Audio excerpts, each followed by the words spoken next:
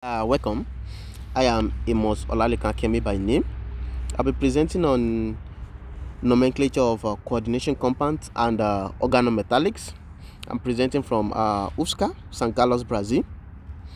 And thanks to Professor Dr. Jan Mazelar Gallo for this wonderful opportunity in advancing organic chemistry, QUI 701. My first slide will be talking about an introduction, which is coordination compound description. Coordination compounds are compounds in which a central metal ion, let's take note of that, act as Lewis acid. So showing the central metal ion, which is CO, and certain number of ligands, look at ligands surrounded by ligands, act as Lewis base and coordinates the central metal, the central atom to form a complex. That is how coordination compound is being formed. So, and some ligands can be ion, they can be molecule or atom. So pictorially we can see this: the CO is the central metal ions, while the NH3, the 5 NH3 that is surrounding the CO is the Lewis base, which is the ligand. It tends to donate electron. They pair with CO, they form a bond rather with CO to form a complex. NO2 as well is there. So now I talked about coordination complex description. I will also talk about the organometallic, which I mentioned in my topic. They are the compound containing a metal atom bonded to an organic group. And also progressing, talking about ligand, I made mention of ligands here. Where do we arrive at ligand? Where does ligand arise from? Ligand is a molecule or ion having lone pair of electron. You can see it's having a lone pair of electron. That is why we call it a Lewis base. So they can be used to form a bond to a metal ion, which is what happened here. They form a bond to metal ions. So, and ligand, the first person to propose the term ligand is known as a German chemist, which is known as Stock in 1916. So that's how we tend to arrive at ligands. And also we are having types of bonds. That is the various way in which a ligand tends to bond to a central metal ion. So we have the coordinate covalent bond metal ligands, which is what I illustrated here. You see now the water tends to donate electron to M2 plus. So which is in which they form a coordinate covalent bond. And also it is important that we take note of the term coordination sphere. Talking about coordination sphere, whenever it's been embedded in this bracket, it tends to form a coordination sphere. And also at this edge there might be an electron. If it's an electron might be present here. So, and also talking about monodentate. So monodentate bond is when a ligand tends to form a single bond to a metal ion, which is what I illustrated here. So this is a monodentate bond, and also this is a monodentate because the ligand tends to form a single bond with a metal, the central metal ion. And talking about bidentate bond, two bonds to metal ion, that is, ligands form two bonds, which is what I illustrated here. Two bonds, the NH2 form two bonds with a central metal ion, which we termed bidentate ligands. And lastly, we are having polydentate ligands, or which we call a chelating ligand. So it's when we are having two bonds, more than two bonds to a metal ion. So we're having more than two bonds. It's also important we take note of a tetradentate ligand. Example of tetradentate ligand is hemoglobin. And also now let's progress to the names of anionic ligands and names of neutral ligands. So whenever we are having an anionic ligand, we have, for example, is Br, the bromo, CO3 2 minus, the carbono, natto, the chloro, the cyano, the hydrido, the hydrozo, and the oxo, O2 minus. But if we take into careful consideration, we will notice that what I've been mentioning are ending with O. So that's for anionic ligands. But for the neutral ligands, we have NH3 imine, H2O aqua, NO nitrogen, carbonyl. So it doesn't end with O, unlike that of anionic ligand. So now progressing to my next slide, I talked about the nomenclature of coordination compounds. So it simply implies the system through which the complex can be named according to the number of rules that were agreed upon by the International Unit for Theoretical and Applied Chemistry. That is, for us to name a coordination compounds, there have been a law that has been laid down on ground that we must tend to follow. So I tend to break it down stepwisely into 5 or 6 steps. Yeah, I think 5 steps. In which the first step is A. So to name a complex, you write the name of the positive ion first, then the negative ion tends to follow. And talking about positive ion, we're talking about the cations, and negative ion, we're talking about the anions. So we can see in terms of Na plus Cl minus, that is NaCl, the sodium chloride. Sodium was mentioned first because it's a cation, followed by anion. And we, in the case of this, we're having hexaamine cobalt 3 nitrate, we're having potassium hexachloroplatinate. And naming of coordination group, it is important we take note of that as well. We're having neutral molecule, we're having negative, and we're having positive. Example of the neutral molecule is ethylene diamine. The positive is ammonium or hydrazinium. So, and also talking about the order of coordination group, the order of coordination group implies the negative followed by the neutral and the positive. And D, I talked about the Greek prefix. It is important to take note of this Greek prefix. So the Greek prefix is used to designate the number of each type of ligands in the complex ion. That is, we use this type of prefix to explain the number that are present in the complex ion.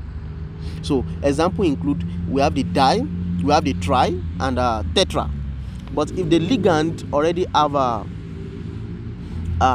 Greek prefix on ground, we tend to change the name again. For example, you're having the di. If it is 1, we call it mono. If it is 2, we call it di. If it is 3, we have tri. So this is the Greek prefix.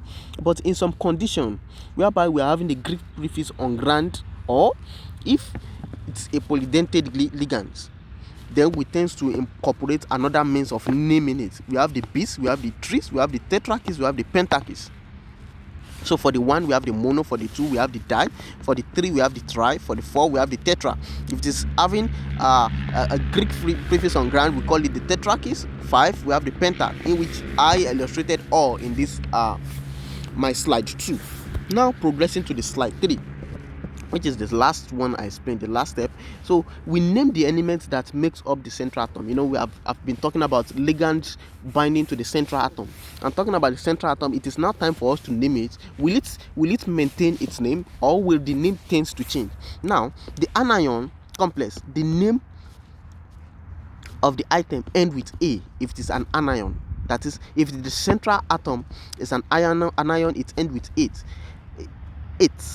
That is, the name tends to change. So if it is cobalt, you can see we have cobaltate, platinate. So if we notice that in any of the naming of the complex, that means it's an anion. But if it is a neutral or cationic complex, its names remain the same. It remains unchanged. So we have the cobalt and platinum. So I illustrated a little example from this table. We have the gold, we call it aurate. We have tin, we call it stenate. So that's for that. Now I now pick an example. All the story I've been saying in my slide 1, slide 2. So I put it into practical by picking an example. And an example of that is CO NH3 5 Cl Cl2. So in which the name on ground is known as the pentaamine chlorocobalt 3 chloride. So how did I arrive at that? The first thing I did is cation is named before the anion. I mentioned that in my slide 2. So the cation, which is chloride, which is the chloride. So the ligands are named before the metal ion, the amine, the chlorine. They are named before the cobalt. Sorry for that. This cobalt, this is the central metal ion, which is CO. So the ligands are not named before the, I told you that we picked the cation. The cation is named before the anion. And now in this complex, where can I call the cation? And I told you that, let's take a step back. This is the cation, the positive, and this is the anion.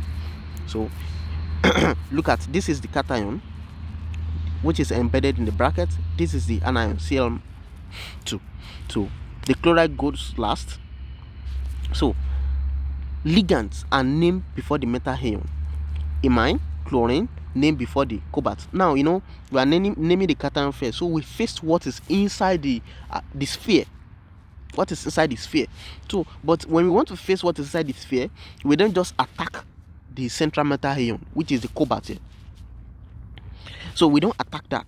So we attack the imine, the chlorine there. So for ligands, an O is added to the root name of an anion, which I explained earlier. So for neutral ligand, the name of the molecule is used with exception. So now the step 3, we talk about the prefix now. The mono, the di, the tri, that are used to denote the number of simple ligands. And we have the pentaimine, like I explained earlier. So now look at step 5. The oxidation state of the central metal ion is designated by a Roman numeral, the cobalt 3. You can see. And also, when more than one type of ligands are present, they are named alphabetically, which is the pentaimine chloro. We are progressing now. I'm progressing to the names. So now, if the complex ion have a negative charge, the suffix end with 8 is added to the name of the metal. So now you can see, now we are now having, from the combination of all the steps that are illustrated here, and I arrive at the name pentaimine chlorocobalt 3 chloride. So the reason why I call it chloride is because you can see I don't have it's not an anion, it's a cation. So now progressing to my last slide, which is my 4th slide. So I talked about the naming of coordination compounds now. So I break it down. I make a summary of all what I've been explaining. Look at the cation complex. I named that the hexaimine cobalt 3 chloride. The name remained the same. Look at here. The name remained the same. So look at for the anion. Look at tetra. We're having diamine tetrachloroplatinum 4, which is what I explained for the anion complex. Look at the neutral complex now. Hexachloroplatinate 4 ions. And now I'll break it down now. I used sodium hexachloroplatinate 4 as an example. Look at this sodium, Na2 is here, plus this platinum chlorine. Now we all know that Cl6 is a -1, platinum is +4. So I now said, 6, since it's -1, the chlorine appear, we have 6 chlorine there, which is 6 times -1 plus 4 will now give us -2, which is what we are got here. So the sodium hexachloroplatinate 4, it's the final name for that metal. So in everything, summarizing everything, I talked about nomenclature of coordination compounds and the organometallics. So my first slide, I was able to talk about the coordination compounds, in which I told you that we are having the central metal ions and the ligands that tends to bind with it. And also I tends to remember an important information: the coordination compounds are molecular compounds that retain their identity, and even when they dissolve in water. So, and also I was able to talk about the organometallics, and from there I take it stepwisely before we arrive at the name of a complex. And I talked about the types. We have the anionics and the rules we must follow. So thanks to everyone. Thanks a lot.